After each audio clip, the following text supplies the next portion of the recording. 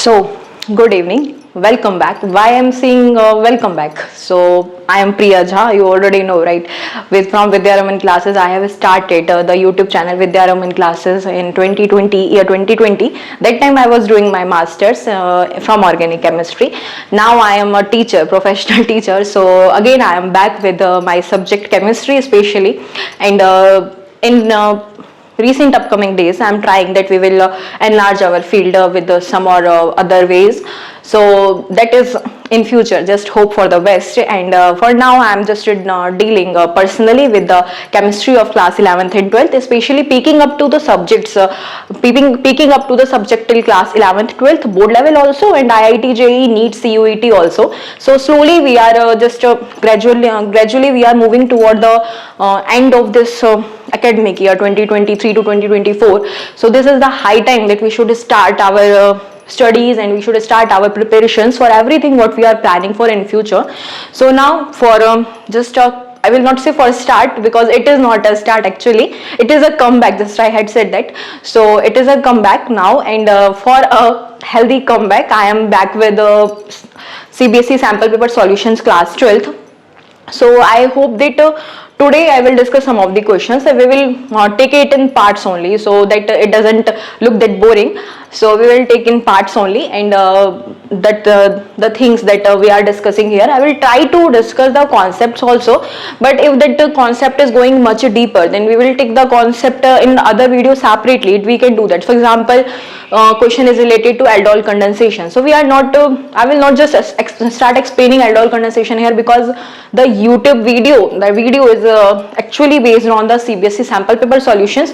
So what I am planning to do is that I will discuss here solutions of the questions, and if suppose there is aldol condensation, and that aldol condensation is actually very important, not till the 12th only, it is important till you can say graduation level, post graduation level. Mechanism of aldol condensation is really very important. So I will make a separate video for that.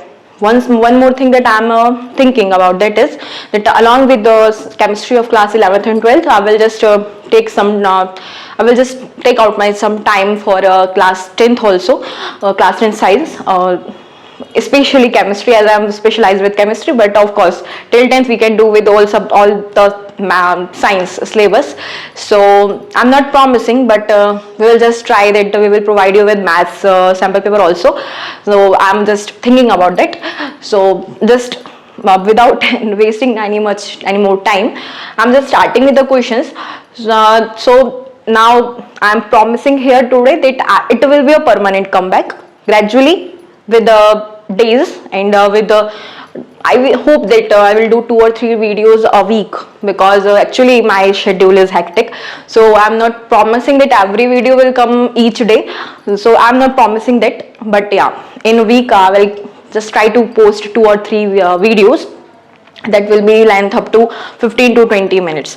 So now I'm starting here. My introduction part is just over, and I will take another day, just free days, so that I can share some experiences and what I have learned in these 2 days. That is different part, right? So now for today I'm just back with chemistry part only. So for us now I'm proceeding with the objective questions of this sample paper 2023 to 2024, and after that we will do some subjective questions also, don't worry. So just let's start. So now this question is saying, which of the following solutions will have the highest conductivity at 298 Kelvin? First option is 0.01 molar HCl solution, 0.1 molar HCl solution, 0.01 molar CH3COOH, and 0.1 molar CH3COOH solution. So see, this both means CH3COOH, and this is also CH3COOH. These both are weak electrolytes. So we know that CH3COOH, being the weak electrolyte, has less conductivity than the strong electrolyte. So as this is having less conductivity, so obviously these 2 options are eliminated. Now we are left with first and second options. First option is saying 0.01 molar HCl solution, and second is saying 0.1 molar HCl solution.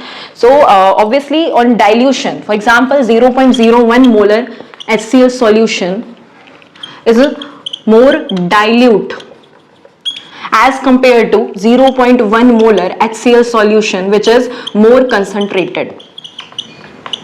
So this is because weak This is because more dilute, so obviously it will have more conductivity. Here I will add you with one thing. So this is the option, first option, this is the correct answer. So just now for the sake of knowledge, I will add one more thing, that note it down, at infinite dilution, for what I'm saying I will explain, just note down, at infinite dilution, weak electrolyte has more conductivity.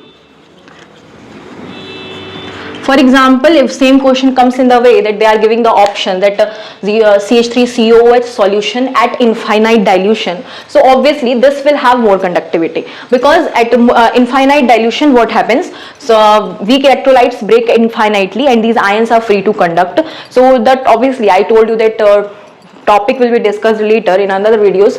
So for this question, the concept here is that weak electrolyte is having less conductivity as compared to the strong electrolyte. Now, so that's why C and D options are eliminated. In among first, second option, we are going with the concentration values. So it is more dilute, more conductivity, but only at infinite dilution, weak electrolytes become more conductive. Okay. So now I hope that this question is clear.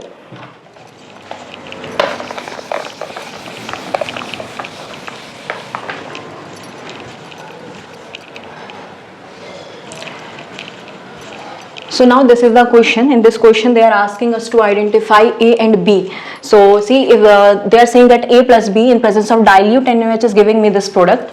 So then first of all we have to identify the dilute NaOH is the reagent which is used in aldol condensation.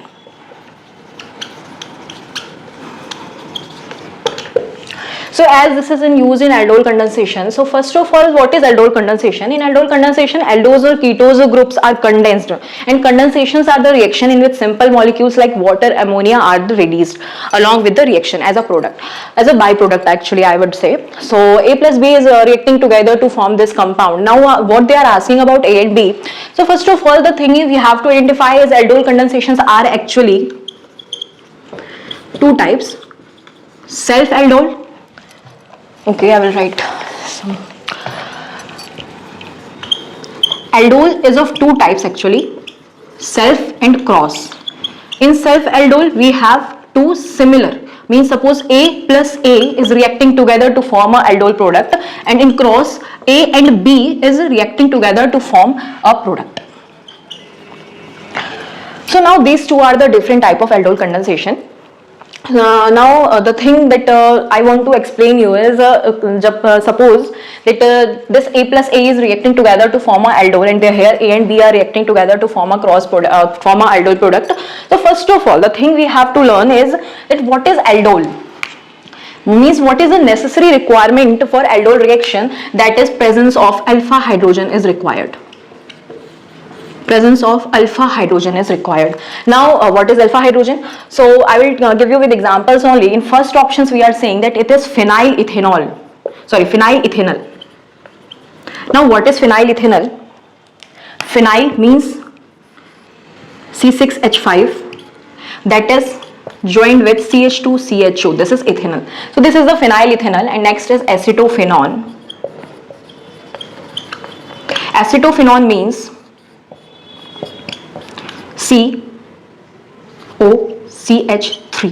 Okay, so now see that are these two containing alpha hydrogens? Yes, they are containing, because C double bond OH, this is the group. So what is the alpha hydrogen? The carbon present along with the functional group. For example, this is the alpha carbon present along with that functional group. This is the alpha carbon, and hydrogen present along with this alpha carbon. For example, this one is alpha hydrogen. Understood? I cannot say that this is alpha hydrogen because it is actually automatically connected with C double bond O only. We have to consider this one as alpha hydrogen, not this one. So because this is connected to alpha carbon, that's why it is a alpha hydrogen. And what is the alpha carbon? Alpha carbon is the carbon directly linked to any functional group. So now this is the alpha hydrogen. Yeah, it is also having a alpha hydrogen because this is C double bond O and this is the alpha carbon. So this will be the alpha hydrogen. Both of these are containing alpha hydrogen. Okay, we can consider this. A option can be the answer. So now see another one. I hope that you have understood what is self-aldol and what is cross-aldol, and presence of alpha hydrogen is required. That is also a thing. So next option is benzophenone and formaldehyde. This is solution we are doing. Benzophenone and formaldehyde are there. So what is benzophenone? C6H5. Benzophenone is C double bond O, C6H5. Means if I expandedly write down this structure, this will be like this. This will be benzophenone. So now the thing is that is it having any alpha hydrogen? No, because this is the functional group, right? Now this is the alpha carbon. So is it containing any hydrogen? No, not at all, because this is the 1 bond, 2, 3 and 4. All 4 bonds are connected to carbon only. So that's why there is no alpha hydrogen in this compound here also. So this will be never the option. This will be the never option. Next one is again benzophenone and acetophenone. So we will draw again as acetophenone. We will see that acetophenone is having alpha hydrogen. Okay, fine, just wait. In HCHO also, formaldehyde. In formaldehyde also, this is the functional group carbon, and this is the hydrogen directly attached to it. Not there is no any alpha carbon also. So if there is no alpha carbon, obviously there will be no alpha hydrogen. It is understood. So this option is totally eliminated. This option is eliminated only due to benzophenone here. I have just not written. It is benzophenone here. So benzophenone is in this option. So that's why both are not containing alpha hydrogen. That's why this option is also eliminated. Now we are left with this option, A and C. We will consider both.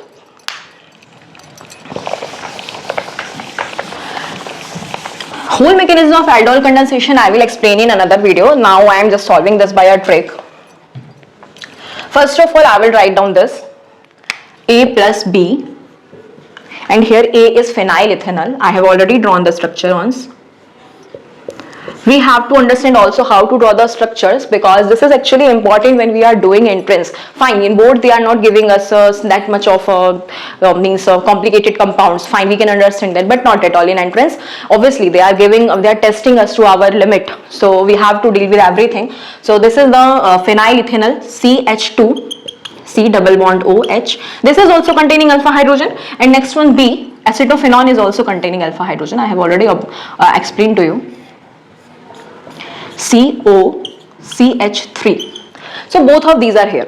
Okay, now see, instead of writing it here, I will write it this side. It will just do a favor for us.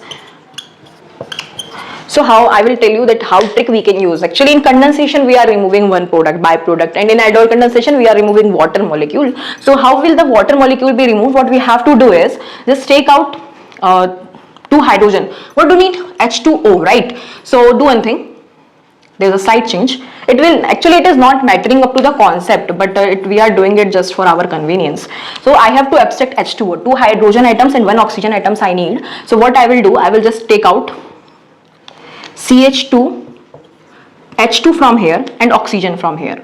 Means I am just abstracting out this minus H2O. Okay, minus H2O from here. So it will give me this CH2 CH, and here you have to put a double bond, CH C double bond O. This is this the same? No, this CH2 is extra. Here we are not having any CH2 like this, so this will be not the option. First option is now eliminated. So now obviously on elimination technique we have C, but we will see that how this is working up actually. So we have in C option we have acetophenone and benzaldehyde. So acetophenone is same, so I'm not just going to erase this. B is acetophenone only here. Now it is benzaldehyde. Benzaldehyde is this. Just take it again, same double bond O, and here H2H. So again we will do the same thing. This we have to abstract minus H2, and I will just write down the same product by adding. Actually, this is not the method, this is the trick that what we are following, that what the trick is, we have to, what trick we have to do when we are with the objective questions. We don't have to write mechanism for this, but mechanism help us that how we have reached out to here. So mechanism is already very important. It is very important when it comes to conceptual questions in mains or actually in advance, because they are not just letting you to follow the trick, because they know that tricks of whatever is easy, they are not considering it in entrance. So we have to know concepts also, mechanism also. I will explain that in some other videos. So now just see here, it is CH double bond, CH again this one, C double bond O in this ring. So now see, here we are with our product. So this is the answer. We are with the C option. So that was the second question. It took some time.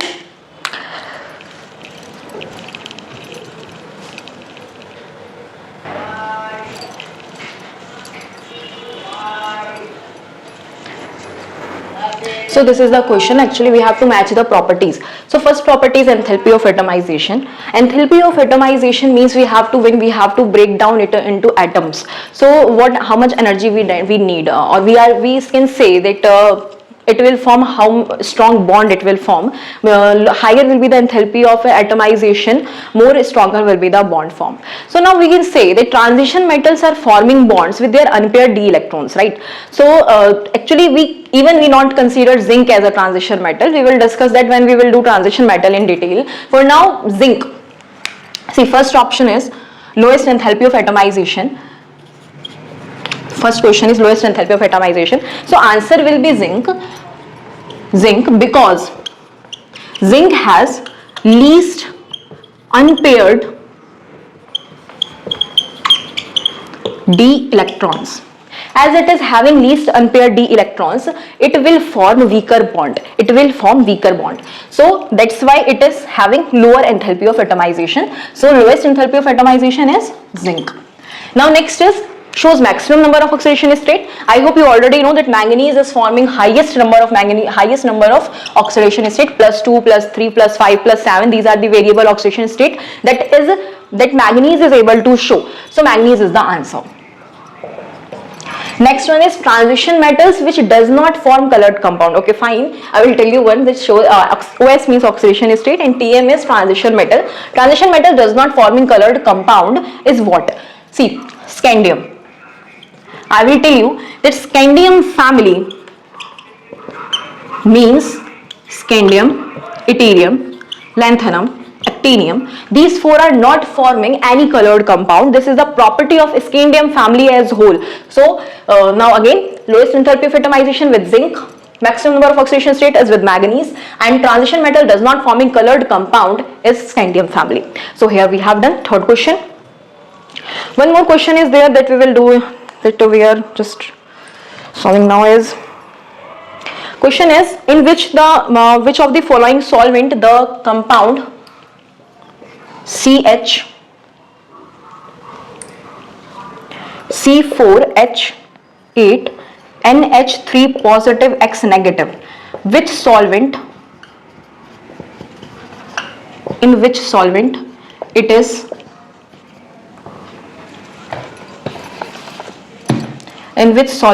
is soluble? Options are ether, B is acetone, C is water, D is bromine water. So see, we know that like dissolves like. We can say there is a saying in chemistry, like dissolves like. As simple as statement, polar solvents dissolve polar compounds, means ionic solvent dissolves ionic compound and non-polar solvent dissolves organic compound, or say organic solvents dissolve organic compound or non-polar compound. Again I will repeat, polar compounds are soluble in polar solvents, non-polar solvents dissolves non-polar compound, like organic solvents are dissolving organic compounds. So now here we are saying we are actually here made it to confuse that C4H8 NH3 plus X minus. We will be confused that it is a organic compound, seeing that C4H8, but actually it is amine. ammonia, right? NH3 plus X minus, it is salt of ammonia, and salt are ionic compound. So this is actually a ionic compound. So obviously it will be dissolving ionic solvent, water. Acetone is not that polar as water, that's why we are not taking acetone, water we are taking, water will be the answer. And one more reason that water we are taking is due to presence of nitrogen. Due to presence of nitrogen, it will form a hydrogen bonding with water molecules, and that will make it more soluble. So that's why water will be the answer. Okay. So now next question is of zero order reaction. It is actually very easy. We are doing this. Okay.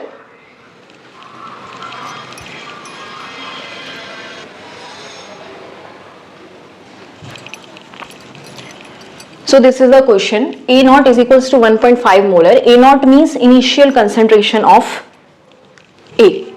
It is initial concentration. And this is final concentration after 120 seconds, and it is zero order reaction. So we have to calculate rate constant. It is direct formula application question. K is equals to A naught minus AT by T.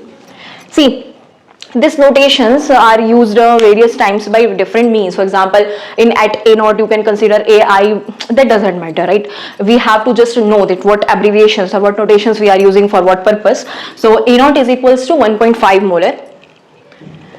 Just put the values, 0.75 divided by 120, and here K, it will give me 1.50. It will give me only 1.75, I think.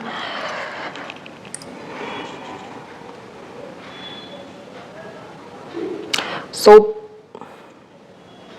1.5 minus 0.75, it is 0.75 of, yeah, then that is 120. One thing you have to keep in mind is that time should be always be in second, and if you are not taking in second, okay fine, if it is not in options, you can see that how they are giving us, generally it is second only, but if it is given in hour or minute, you have to look upon the, it is just a matter of common sense that we will look into the options that how they are giving us, if they are giving us in second inverse or second minus 2, whatever. So that will depend on what they are giving in the option. If that is a subjective questions, it will be already be provided that in what unit you have to explain that. So that doesn't much matters, just you have to know that actually the unit is second. So that is 0.75 divided by 120, 0.00625 second inverse. So this is the answer. So now the thing is that in this chapter we have many much type of concept based questions. It is not like that it is just a formula based, but I believe that in physical chemistry questions are normally or generally formula based only. What you have to do is you have to just be clear that what formula should be used at what point. So that is totally based on understanding. I think that physical chemistry needs less revision than organic or inorganic chemistry. In organic chemistry you just need a constant practice. It means if you are doing Neum reactions mechanism, it should be practiced daily. So it is not in that case of physical chemistry. You should be just aware of the formula that you can learn in 2 or 3 days of exams also. So according to my sense, physical chemistry is not that means need hard work, but yeah, so sometimes people due to calculations part they feel it like more complicated. It is just a personal point. So next there is one more question that is theoretical only. I'm just explaining that. Question is, which of the following is not considered as transition metal? Which of the following is not considered as transition element? Question 6, it is not considered as transition element. So options are scandium, silver, vanadium and zinc. Yeah, so these 4 are the options: scandium, silver, vanadium and zinc. So obviously we should know that last family of the transition element, that is zinc, family of zinc, that are not considered actually as transition element. Why? Because they have not partially filled d orbitals in their ground state or in most common oxidation state. So what is the definition of actually transition element? Transition elements are those elements which have unpaired electrons or which have partially filled d orbitals in their ground state or in most common oxidation state. So that rule is not followed by zinc, so that's why it is not considered as transition element. So how now you can ask me, so why are you teaching it in our transition element group? So it is just because to maintain balance in periodic table. It is just means just to maintain the look of periodic table, you can say. So jokes apart, zinc is considered as a transition element because it is making a bridge. Fine. So that was enough for today. I will be back again in 2 or 3 days with more questions and with concepts also. It will be just depending on how I'm going with my schedule. So thank you for watching the video and subscribe the YouTube channel, like, share, and please grow, help us to grow as much as you can. Thank you.